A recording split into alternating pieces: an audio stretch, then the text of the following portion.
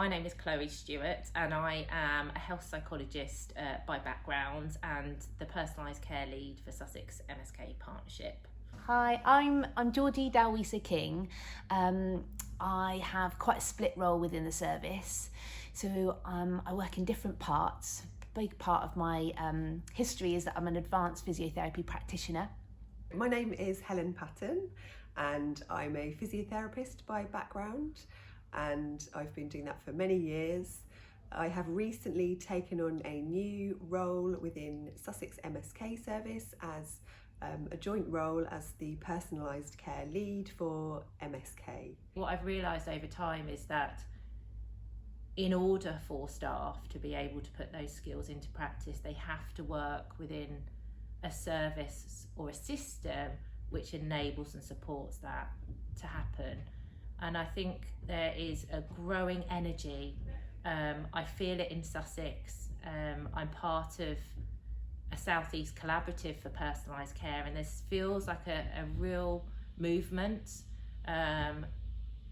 driving a kind of personalised care agenda, starting with understanding what matters to individuals that use our services, but also what matters to each other, and coming together in a very different way, and that feels really exciting.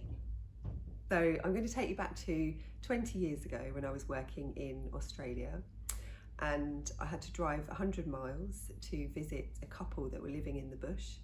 One of them had had a stroke and the other one had two hip replacements and was wheelchair bound, and they were living in the middle of nowhere. I had to park up and walk past their buffalo to get into their house, and their biggest fear was that they would have to leave their house and move to the city that was really terrifying and full of people, and they really wanted to stay together and work as a team, and my job for them was to enable that to happen. And I guess there was, there are always key moments in life that enable you to see a different way or behave a different way, and a huge shift for me was when my mum was diagnosed terminally with cancer. And it was quite a journey navigating a complicated system, and I held her hand most of the way and tried to find a way of her highlighting to people what she needed at that time. And sometimes it was easy and other times it was really challenging, and at a time where you needed that support emotionally and physically, at times it wasn't there. And I desperately at that point realised that healthcare needed to become more personalised throughout the whole of the systems. And thankfully I've had such an amazing opportunity to use that life experience myself to try and imprint that within this service. And with every encounter I have, whether it be with an individual or a staff member, Mum's right there in my heart reminding me of that learning to put that person at the centre and really explore what matters to that individual. And that holds so much weight, and it sounds so simple, and it can be if the language is right and the meaning is right. There are different facets to personalised care. We have shared decision making, so supporting people in options about their treatment. We have behaviour change, so having really simple conversations to support people in their health. I think it's about recognising health inequalities, so knowing that everyone comes into our service in a different place and we're treating each person as an individual and recognising what their needs might be. And it's also about connecting with someone as a human being, so your conversation is about what matters to that person in front of you. Personalised care is the golden thread really, which runs through Sussex MSK Partnership. I often feel like it's the bright coloured lines in the toothpaste. Our main aim in the service really has been about putting patients in control, and we go about that in a number of ways. So firstly, we've really thought long and hard about how do we support patients to come to a service which might feel quite different? How do we prepare people for what might be a very different conversation? So we get people to think before their appointment about the types of things that they might want to ask in the time that they have. My focus for my career, I think, has really been about getting the best out of people. So the patients that I work with, but also my colleagues. I have a real passion for supporting people through their career to get the best out of them, and to really become the best they can be in their job. So that's why I do what I do.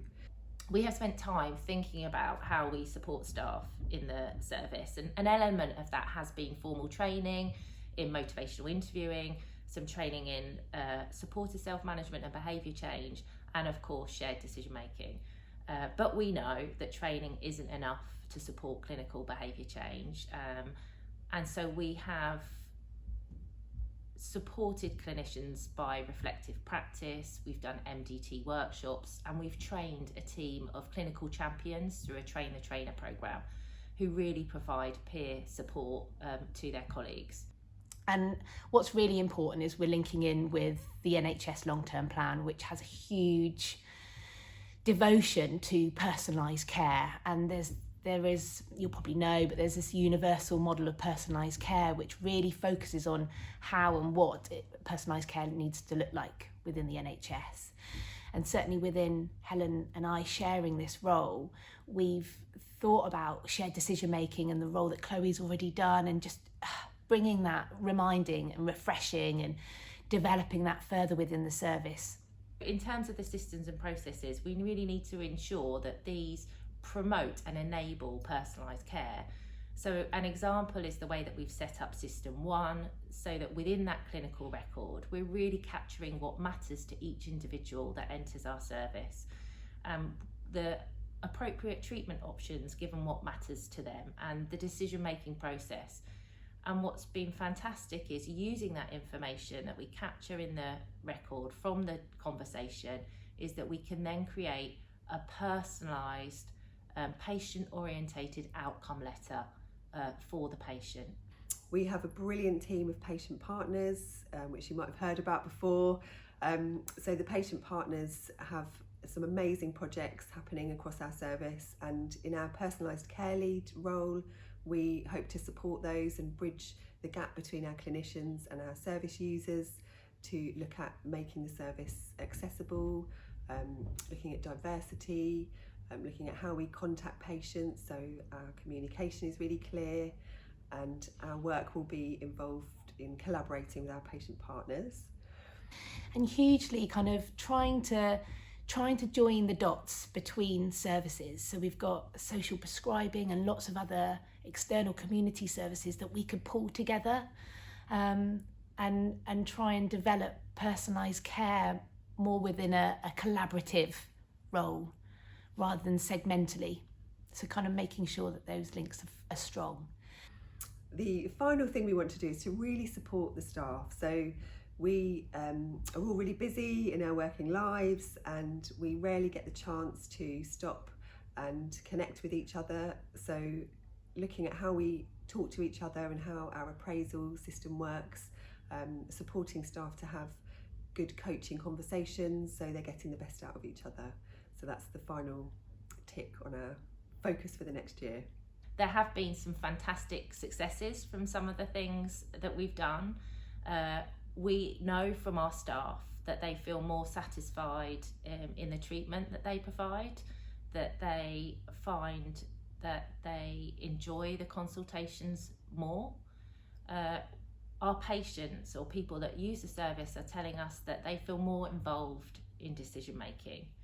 And we've also seen a shift in the paradigm of care. So by really involving people in treatment decisions, talking to them about the risks, the harms and the consequences which are important to them, has meant that more patients are deciding in the first instance to look at conservative management before opting for more medical interventions.